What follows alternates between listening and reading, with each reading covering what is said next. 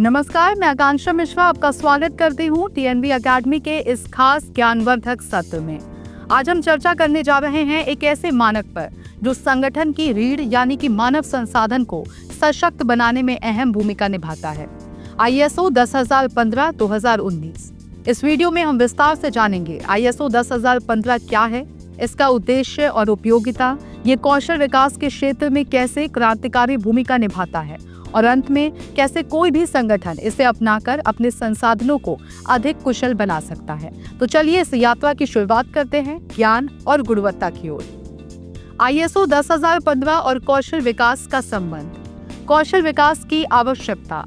वर्तमान वैश्विक परिदृश्य में हर सेक्टर में तकनीकी प्रगति हो रही है। Artificial intelligence, machine learning, digital transformation और नई विनिर्माण पद्धतियां, ये सभी कार्यबल की दक्षताओं पर नए प्रकार की मांगे पैदा कर रही हैं। कौशल विकास अब एक वैकल्पिक क्रिया नहीं रही, बल्कि ये व्यवसायों के अस्तित्व और प्रगति के लिए अनिवार्य बन गई है।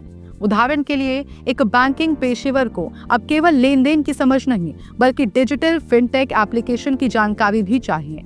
हेल्थ केयर में कार्यरत नर्सों को अब टेलीमेडिसिन और मेडिकल सॉफ्टवेयर की जानकारी होनी चाहिए। इसलिए संगठनों के लिए यह अनिवार्य हो गया है कि वो स्किल गैप को पहचानें, प्रशिक्षण की रणनीति बनाएं और कर्मचारियों को समय के साथ अपडेट करते रहें। स्किल गैप एनालिसिस और ISO 10015।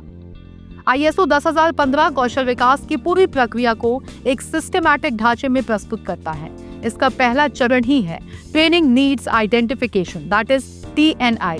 ये एक विस्तृत प्रक्रिया है जिसमें संगठन के लक्ष्यों और विजन की समीक्षा करता है, वर्तमान कार्यबल की क्षमताओं का विश्लेषण करता है, स्किल गैप की पहचान करता है, यानी किन क्षेत्रों में कमी है या सुधार की जरूरत है, और फिर प्रशिक्षण की प्राथमिकता तय करता है।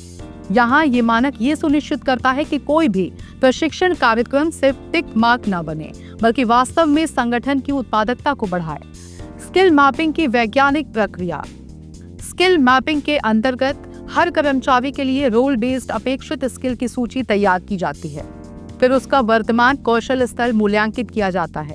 इन दोनों के बीच जो अंतर होता है उसे भरने के लिए टारगेटेड ट्रेनिंग मॉड्यूल्स तैयार किए जाते हैं। ISO 10015 इस पूरी प्रक्रिया को चरणबद्ध बनाता है, जिससे कोई भी संगठन त्रुटि रहित ढंग से स्किल डेवलपमेंट कर सकता है। कौशल आधारित प्रशिक्षण का डिजाइन। ISO 10015 के अनुसार प्रशिक्षण का उद्देश्य स्पष्ट और मापनीय होना चाहिए। प्रशिक्षण सामग्री व्यावहारिक होनी चाहिए, केवल सैद्धांतिक नहीं।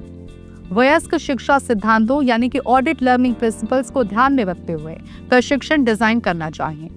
ट्रेनिंग माध्यम जैसे कि digital, classroom, on the job आदि को मिश्रित रूप में उपयोग करना अधिक प्रभावी होता है। साथ ही ये भी आवश्यक है कि प्रशिक्षण केवल ज्ञान देने तक सीमित न रहे, बल्कि कौशल और व्यवहार में परिवर्तन लाने की दिशा में काम करे। प्रशिक्षण के प्रभाव का मूल्यांकन। ISO 10015 ये स्पष्ट करता है कि किसी भी प्रशिक्षण कार्यक्रम की सफलता को केवल उपस्थिति या प्रमाण पत्र से नहीं मापा जाना चाहिए। इसके लिए 4 स्तर का मूल्यांकन किया जाना चाहिए। रिएक्शन लेवल, प्रतिभागियों को प्रशिक्षण कैसा लगा। लर्निंग लेवल, उन्होंने वास्तव में क्या सीखा। बिहेवियर लेवल, क्या व्यवहार में कोई परिवर्तन आया। रिजल्ट लेवल, संगठन के परिणामों पर क्या असर पड़ा। इस प्रकार का मूल्यांकन प्रशिक्षकों को भी सुधार का अवसर देता है और संगठन को ये निर्णय लेने में सहायता करता है कि किस प्रकार का प्रशिक्षण अधिक कारगर है। ISO 10015 और नेतृत्व विकास। कौशल विकास केवल टेक्निकल स्किल तक सीमित नहीं है। ISO 10015 के दायरे में लीडरशिप स्किल्स, इंटरपर्सनल स्किल्स और इमोशनल इंटेलिजेंस जैसे विषय भी आते हैं। जब नेतृत्व स्तर पर लोग कुशल होते हैं तो वो बेहतर निर्णय लेते हैं, टीम को प्रेरित करते हैं और परिवर्तन को स्वीकार करने में अग्रणी होते हैं। संगठन में कार्यस्थल संस्कृति और कौशल विकास। ISO 10015 ये भी बताता है कि एक प्रभावी प्रशिक्षण तभी सफल हो सकता है जब संगठन की संस्कृति सीखने को प्रोत्साहित करती हो। क्या कर्मचारियों को गलती से सीखने की अनुमति है? क्या बॉस ट्रेनिंग में भागीदारी करते हैं? क्या टीम के भीतर ज्ञान साझा होता रहे? इन सभी प्रश्नों के उत्तर हाँ होने चाहिए, तभी एक कौशल समृद्ध संस्कृति विकसित हो सकती है। सरकारी और सामाजिक संस्थानों में ISO 10015 का उपयोग। ISO 10015 सिर्फ कॉर्पोरेट के लिए नहीं है। ये सरकारी विभागों, स्कूलों और विश्वविद्यालयों, हॉस्पिटल, एनजीओ, स्टार्टअप्स, इन सभी के लिए उतना ही लाभकारी है। सरकार की योजनाओं जैसे स्किल इंडिया मिशन, पीएम कौशल विकास योजना आदि में यदि ISO 10015 को अपनाया जाए तो प्रशिक्षण की गुणवत्ता में जबरदस्त सुधार हो सकता है। तो हमने आज विस्तार से समझा कि ISO 10015 2019 क्या है, इसका उद्देश्य क्या है और ये कैसे कौशल विकास को संरचित, प्रभावी और रणनीतिक बनाता है।